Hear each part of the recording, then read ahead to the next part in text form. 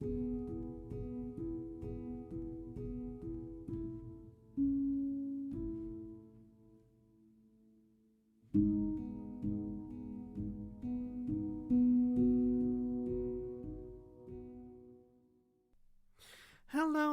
and welcome to Dissecting Philosophy with Dr McDonald.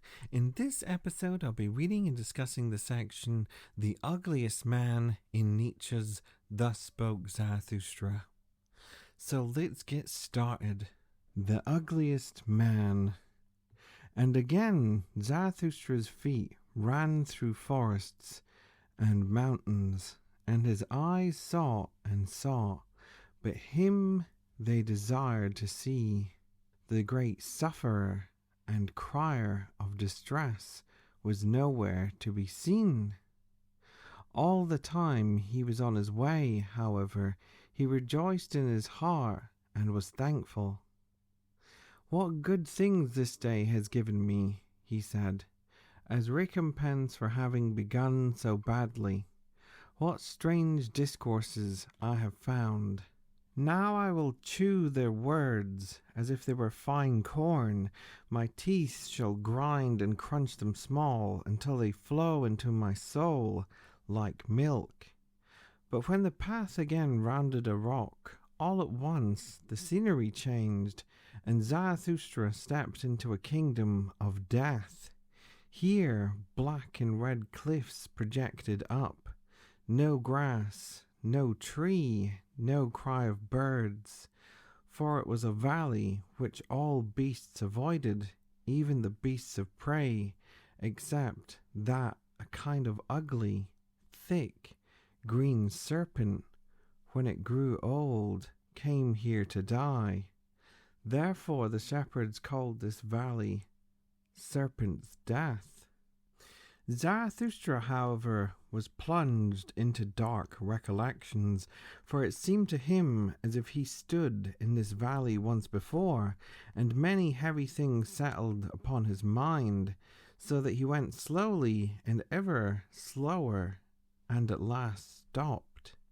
Then, however, as he opened his eyes, he saw something sitting on the pathway, shaped like a man, and yet hardly like a man, something unutterable. And all at once Zarathustra was overcome by the great shame of having beheld such a thing. Blushing to his white hair, he turned his glance away and lifted his foot to leave this evil spot. But then the dead wilderness resounded, for from the ground issued a gurgling, rasping sound, such as water makes in stopped-up water pipes at night. And at last a human voice and human speech emerged from it. It sounded thus: "Zarathustra, Zarathustra, read my riddle. Speak, speak. What is the revenge on the witness? I entice you back. Here is slippery ice. Take care that your pride does not here break its legs. You think yourself wise, proud Zarathustra. So read the riddle, you hard nutcracker, the riddle that I am. So speak. Who am I?" But when Zarathustra had heard these words, what do you think then happened to his soul? Pity overcame him, and all at once he sat down, like an oak tree that had long withstood many wood choppers, heavily, suddenly, to the terror even of those who wanted to fell it. But at once he arose from the ground, and his countenance grew stern. "I know you well," he said in a brazen voice. "You are the murderer of God. Let me go." You could not endure him who saw you unblinking and through, you ugliest man. You took revenge upon this witness. Thus spoke Zarathustra, and made to depart.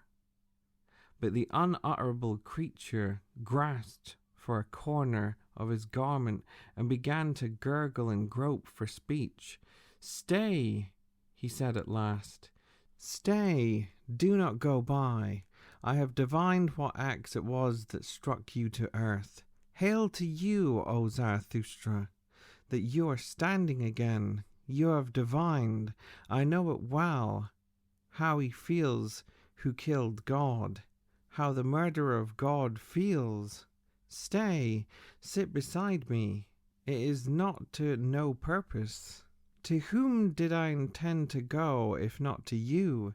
Stay, sit down, but do not look at me. Honor thus my ugliness. They persecute me. Now you are my last refuge. Not with their hatred, not with their henchmen. Oh, I would mock such persecution.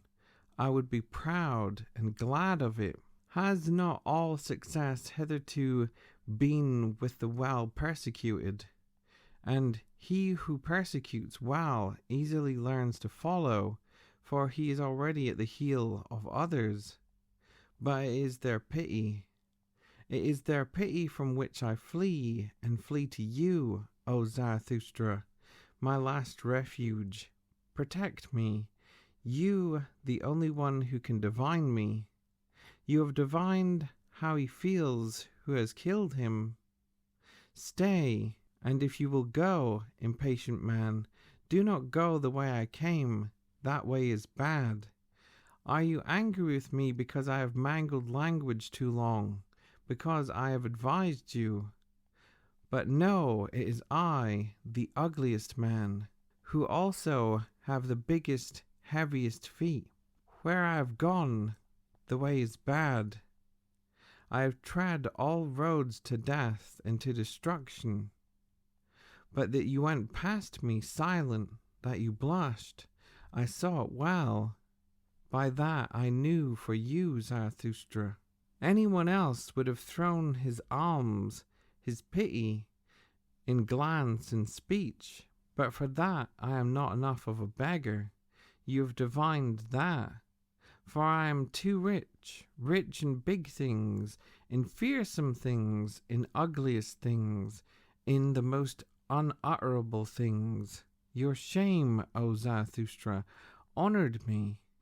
I escaped with difficulty from the most importunate crowd of those who pity, that I might find the only one who today teaches pity is importunate. You, O Zarathustra, be it the pity of a god, be it human pity, pity is contrary to modesty, and unwillingness to help may be nobler than that virtue which comes running with help. That, however, pity is called virtue itself with all little people. They lack reverence for great misfortune, great ugliness, great failure. I look beyond all these, as a dog looks over the backs of swarming flocks of sheep. They are little, well-meaning, well-wooled, colourless people. As a heron looks contemptuously over shallow ponds with head thrown back, so do I look over the swarm of colourless little waves and wills and souls. So then, the ugliest man. And as we've had with the start of the other sections in part 4, we have this theme of Zarathustra stumbling across people as he continues his journey to try and find the higher man. And this time he stumbles across quite a sinister character. Someone who is sitting in a valley of death where nothing else is growing around him in any way. And so you can imagine this sinister sort of character sitting in like a Tim Burton-esque sort of style or an image for everybody to have in their minds when thinking of this section, where Tim Burton, of course, has those great Gothic landscapes and imagery that accompany his films. And so then we have the riddle that's got to be answered here. What is the revenge on the witness? And so this is a question that's going to come back into the latter section of this part for The Ugliest Man. It's going to get answered, and it's all in relation to the death of God, and that this person that Zarathustra has stumbled across is in fact the murderer of God. And we also have Zarathustra's reaction to this at the same time, that when he initially sees this character, pity overcomes him. And then he says, I know you well. You are the murderer of God. Let me go. And then they have that little part after that where the sinister man, let's call him, says for Zarathustra to sit down for a moment and let's have a conversation.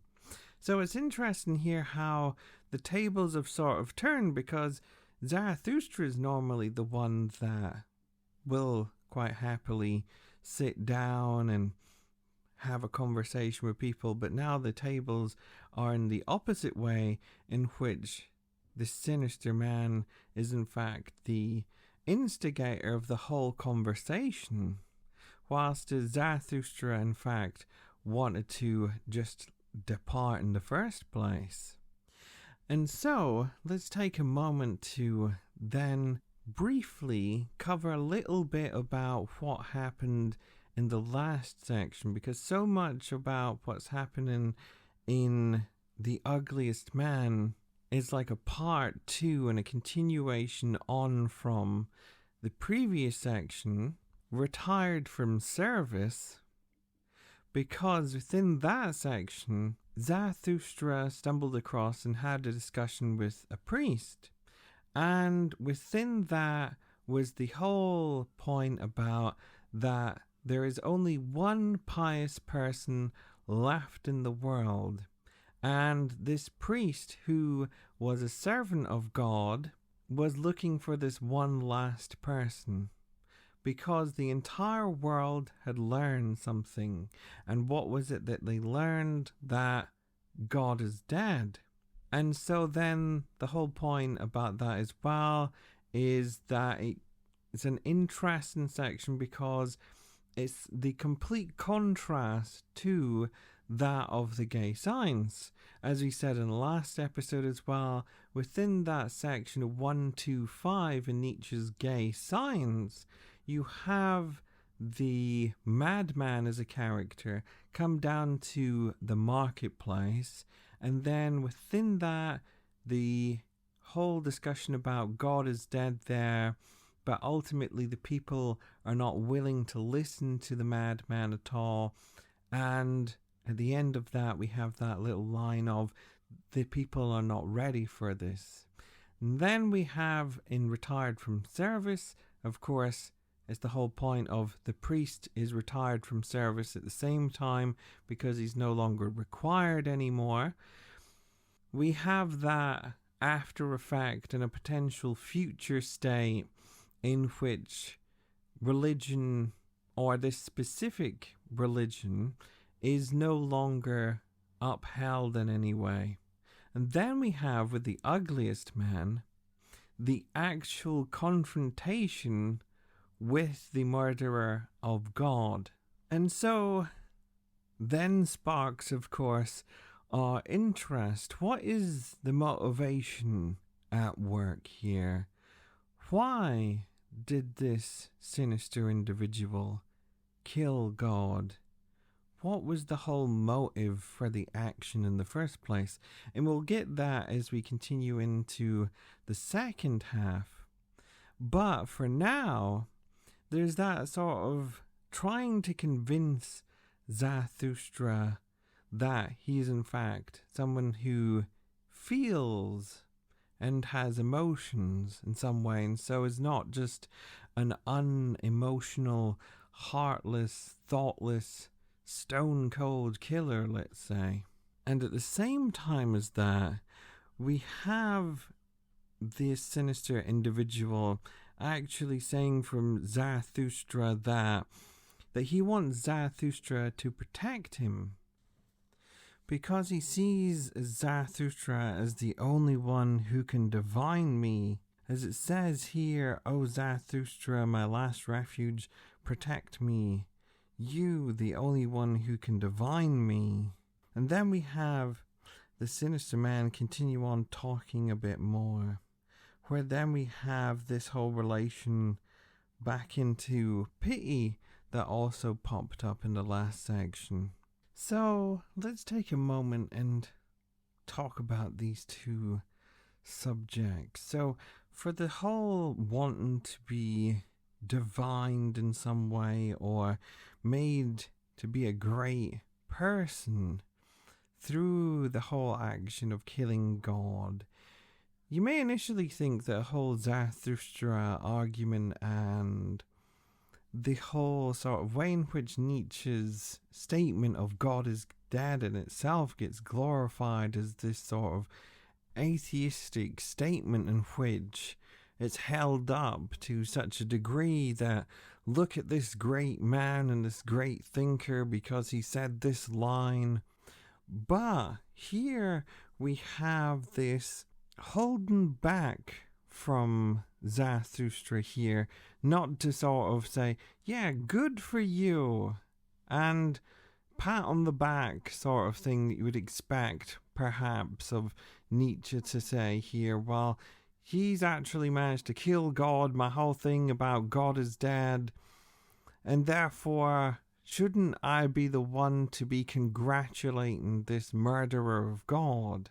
And it's playing into this whole expectation that you would expect all this congratulations, all this whole expectation, but there's not. There's that whole hesitation and not even wanting to associate with this individual that Zarathustra has.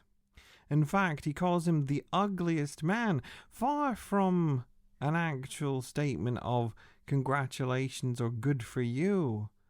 The complete contrast to that.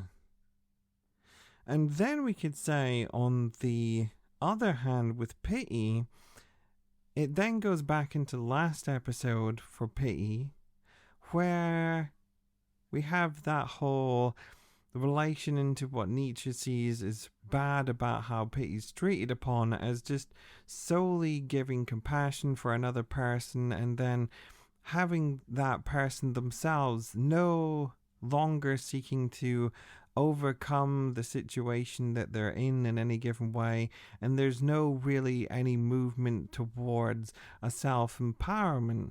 And it's those great examples used in the last episode as well. The child who falls down and gets hurt, then you have that overbearing parent who just simply smothers their child, wraps them up in wool, never wants them to go outside again. There's no sense of empowerment for that child. There's no sense of feeling in control for oneself. At the same time, whilst there's of course the opposite example of that is one where you'd have that parent who would precisely take care of the child, of course fix out their bumps and scrapes and so forth that they may have, and then say, okay, go back out and play now. You're absolutely fine. And it's that whole move that Nietzsche also wants to make there, to say, well, it's not about that you can't give compassion and feel empathy for another person whatsoever, but it's in the midst of all that people tend to forget that we have that movement towards wanting to have the whole idea about self-empowerment at the same time and enabling a person to have control of their life and feel good about their actions rather than just feeling sorry for themselves the whole time. And so what's then interesting here With the ugliest man, or the sinister man, as we might say, then we have almost this misreading of Nietzsche again that sort of comes up to say, well, here you have someone who wants to be devoid of all pity whatsoever, and he reads Zarathustra is exactly that, to say, well, we have that line there. I escaped with difficulty from the importunate crowd of those who pity, that I might find the only one who today teaches pity is importunate. You, O Zarathustra, be it the pity of a god, be it human pity. Pity is contrary to modesty, and unwillingness to help may be nobler than the virtue which comes running with help. Is that whole line there an unwillingness to help? There's at no point is this whole thing about pity, the whole idea that an unwillingness to help is somehow noble is not that at all. It's the whole points we just made about self-empowerment, making the other person feel good, enabling them to gain control of their lives, overcome the problems that's making them weighed down and feeling depressed in the first place. It's not about just not helping them whatsoever. So we have a misreading completely there about what pity is in Nietzsche's view. And that misreading of Zarathustra, which again has popped up in a previous sections as well. We had at the gates in a previous section someone who is meant to have read Zarathustra's work and has said all great number of things about what's wrong with the city, and then Zarathustra takes exception to what the person said because there was nothing positive that came out of it whatsoever. It was just a complete rant, basically. Everything that the person saw as a problem, all the different things wrong with it, but nothing constructive whatsoever came out of it.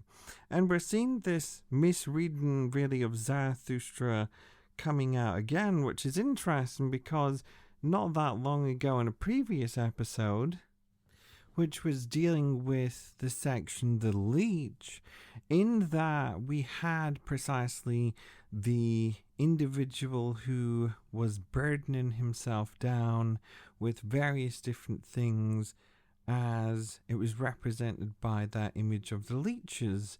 So the whole point was that we would have various different ideas and ethical models and so forth, and lifestyle choices, where then the individual would pick and choose what they liked, and that would then become their burden. And again, here we see this relation back to the man with the leeches, because here we have this whole sinister character who's meant to have read or understood Zarathustra, but then, of course, Zarathustra, you could imagine, is just shaking his head completely in disapproval as this man has completely misunderstood him. And we can also say here that there is that relation back into the individual who saw nothing good either in that city discussion, because it says here for the sinister man that where I have gone the way is bad, I tread all roads to death and to destruction. So it's again, we have that whole point that nothing positive is coming out here. There's nothing constructive whatsoever. And we need that. And that's what Zarathustra is finding so offensive. So let's continue on then with the sinister man talking, and then we get more into his whole motivation, as well as we have Zarathustra's reply. Too long have they been allowed right, these little people. Thus, at last they have been allowed power too. Now they teach only that is good, which little people call good, and truth today is what the preacher said, who himself sprang from them. The strange saint and advocate of the little people, who testified of himself, I am the truth. This immodest man has long made the coxcomb of the little people rise up in pride. He who taught no small error when he taught, I am the truth. Was an immodest man ever answered more politely? But you, O Zarathustra, passed him by and said, No, no, thrice no. You warned against his error, as the first to do so. You warned against pity, no one else, only you and those of your kind. You are ashamed of the shame of the great sufferer, and truly, when you say, a great cloud emerges from pity, take care, mankind. When you teach all creators are hard, all great love is beyond pity. O Zarathustra, how well read in weather omens you seem to me. You yourself, however, warn yourself too against your pity, for many are on their way to you, many suffering, doubting, despairing, drowning, freezing people. I warn you too against myself. You have read my best, my worst riddle, me myself, and what I have done. I know the axe that fells you. But he had to die. He looked with eyes that saw everything. He saw the depths and abysses of man, all man's hidden disgrace and ugliness. His pity knew no shame. He crept into my dirtiest corners. This most curious, most over-importunate, over-compassionate God had to die. He always saw me. I desired to take revenge on such a witness, or cease to live myself.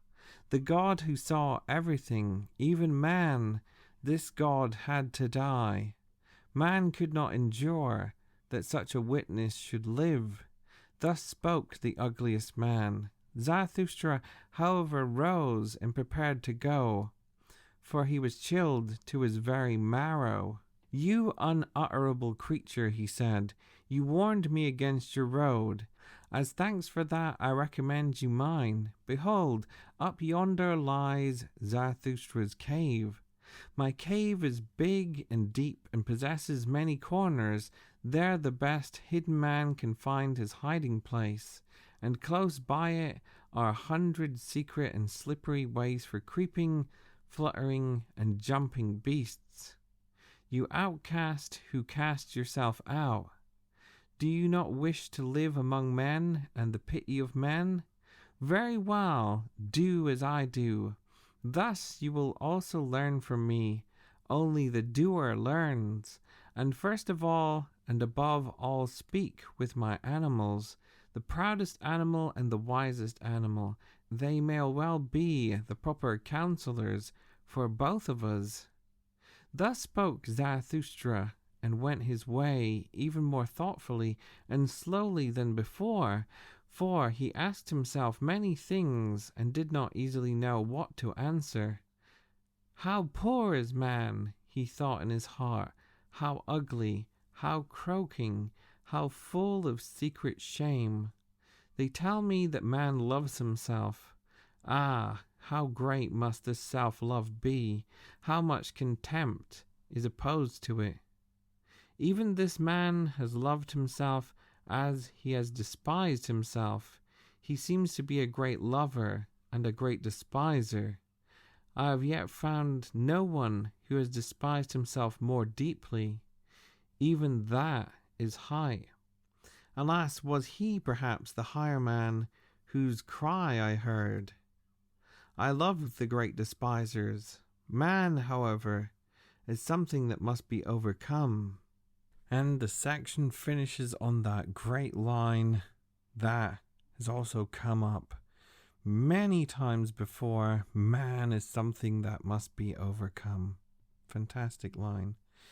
So, we have then a continuation on from the sinister man, and we have this relation more into pity again, and then also this relation into herd mentality that pops up, where we have this whole discussion about how the little people have gained power, and therefore these weak people and their ideals have taken hold.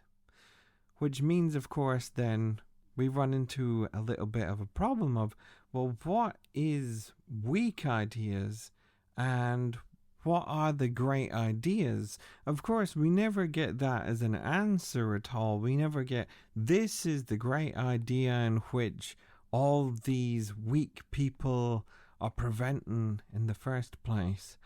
But we can go into a little bit here of the problems of herd mentality again, because there's that whole sense of a lack of greatness, because everything's set out to be absolutely the same and sort of mediocre in a way. Everything's vanilla ice cream. How dare anybody think any more excitingly than vanilla ice cream? And that's a really good example, because that's the sort of blandness that we want to get here as a picture for what potentially society could be like at the given same time there, because it would prevent all differences of opinions, creativity, and different outlooks and perspectives. If we just suddenly had just one norm and one idea that everybody is to go and therefore aspire towards, then it's precisely trying to make us reflect upon all those benefits of having great talented people with different ideas and creative input and different ways we can approach things and different methods and so on there. And then from all that, we have this whole confession, let's say, and this whole reasons why and the motivation for why this sinister individual has murdered God, this ugly man. And it's because we find out quite quickly that we can't have a witness, basically, that is omnipotent, that can see absolutely everything, including all of our flaws. This God had to die, because we can't let such a witness live. And it goes into that really interesting points, again, that keeps on popping up in relation to this sort of Machiavellian style of nature here, where you can say, well, that's precisely the reason why this sinister person's murdered God in the first place. God has that power to look right through you, to look past your performance and your acting, and to see the true you. I can't have that. Oh no, I have to get rid of this God. He can't see me. Not as for me. I have to be this performance. I have to be this actor. Because then I can appear to be flawless. Then I can let other people see me how I would like others to see me, and not for as I truly am. And it's that horror, really, that's interesting here. That horror at reality, in which we're much more accepting of the ideal and the ideality, and wanting to be completely immersed in this dreamlike state in which things are not truly as they are. And how dare anything try to expose this for the fraudulent nature in which it really is? How dare it? I want this to be the reality. I want this precisely dreamlike, idyllic state to be the reality. I don't accept things as they actually are. If things try to dare to expose things as they actually are, then they must be got rid of. And what's quite interesting here, just as it pops into my mind, isn't that quite interesting when we think and can relate that into whistleblowers? Because whistleblowing as a practice would be to expose precisely all those points and the flaws and the things in which governments don't want us to see. Of course, that's what was fantastic things about WikiLeaks as well, exposing everything that the government tries to hide from you, and suddenly the government is not this absolutely pure thing that's always working in the best interests of everyone in the first place. Because you have XYZ documents and so forth. But that's just a good example there of, suddenly government finds out you've exposed something it doesn't want other people to know, especially the general public. And then we can see why that would be such a great example of how it would relate into the section as well, because it sort of creeps into the way in which modern life precisely is tried to be painted as this idyllic state. And how dare anything try to make this state be fractured in any given way? How dare something try to expose this picturesque image to be more sinister? And also, just popping into mind here, if you could think of it like there's that David Lynch movie Blue Velvet, and it's just at the very, very start of that movie where you have this picturesque American white picket fences, gardens and so forth, all lovely jubbly, and then the camera slowly starts to go in to the grass, and then we see the fact and there's an ear. There's an ear. And then we go into the whole movie again, but another great example in which we have then precisely all that challenge to our expectations on the everyday again, where we have, those nice everydayness of picturesque relation of picket fences, but then suddenly within that there's a horrible underbelly that's at work. And then from all that we have then Zarathustra start to go into his brief thoughts and reply, in which the initial line is that he's chilled to his very marrow because, like the leech man, he has taken all these little parts from what Zarathustra has said, manipulated them, and made them to work and try to justify his own actions. And again, it keeps on coming back to that point. We have such that relation back into as well the manipulation of Nietzsche's own philosophy, how it works, and taking it and picking it apart and choosing what you like and making it fit into your own ideology that was done, of course, with the Nazis. It's just so interesting here that we have almost this built within Nietzsche that is hyper aware of the fact that this is a possibility of his own philosophy, that it was gonna happen.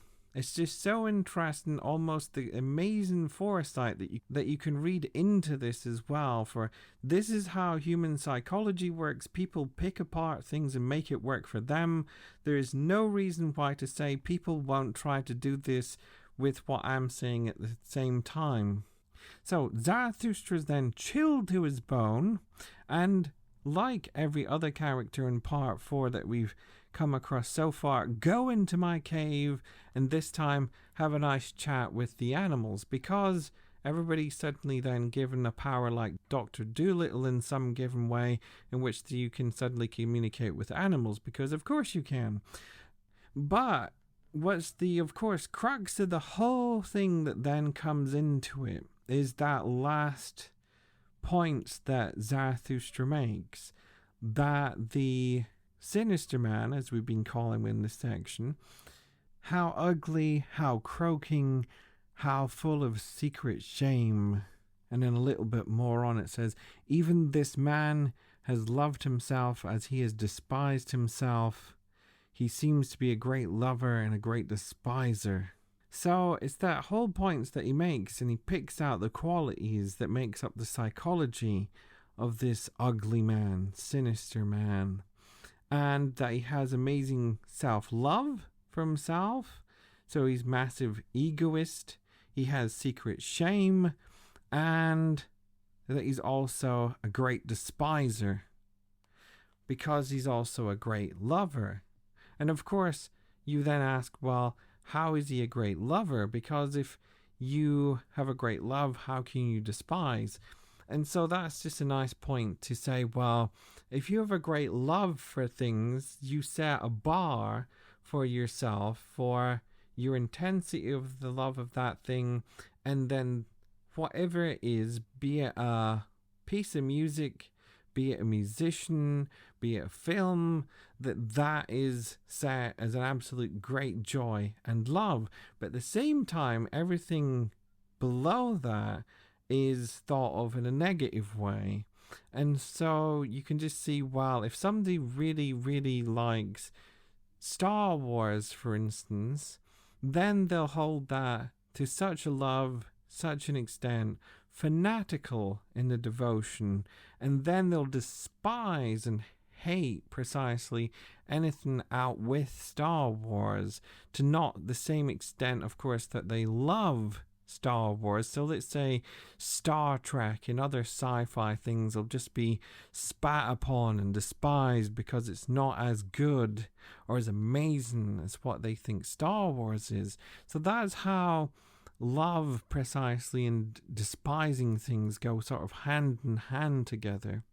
As well as we have that whole, again, egoism and self-love and not wanting the secrets to come out for this individual at the same time, which then goes back into that whole aspect of the sort of Machiavellian style of nature of man and humanity, and the fact is wanting to stop anything or anyone from exposing precisely this idyllic state as a falsity, which then all goes into that last line.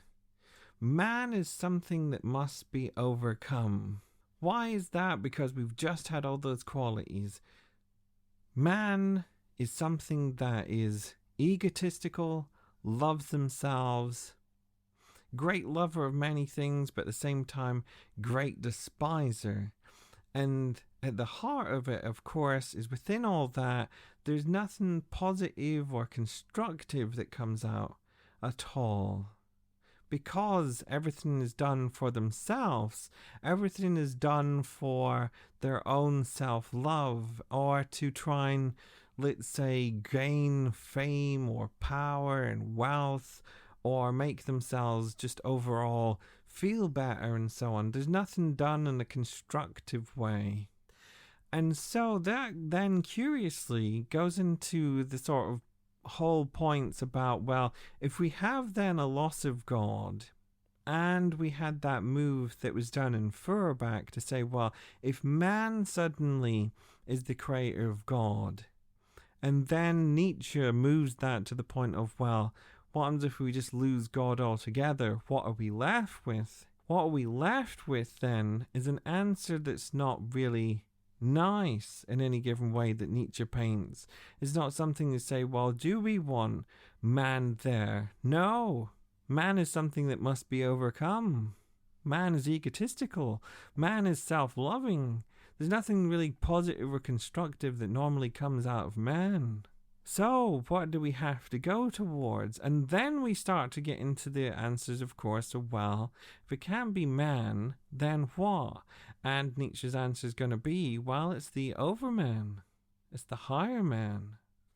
And what exactly is that idea, and how will man be overcome? Is we have not really had a clear answer to that yet, but it is actually something to look forward to in the section of the higher man that will be coming quite soon, is one of the key questions is how shall man be overcome?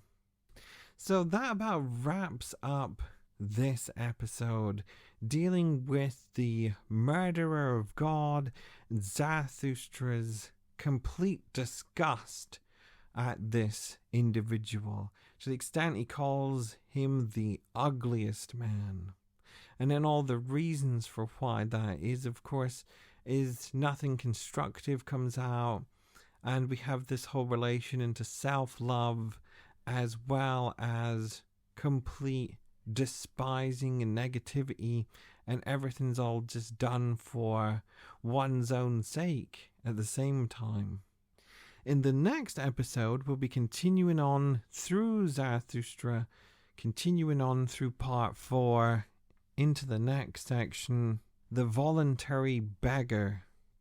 Many thanks for listening to the episode. I hope you enjoyed my discussion of the section The Ugliest Man from Nietzsche's Thus Spoke Zarathustra. Feel free to check out my Patreon page at patreon.com/dissectingphilosophy. Also, feel free to drop me an email at my address, dissectingphilosophy@gmail.com. Tip me a coffee at ko-fi.com/dissectingphilosophy. And I can also be found on Twitter at I am a rubberman. Many thanks for listening, and I hope you'll join me next time.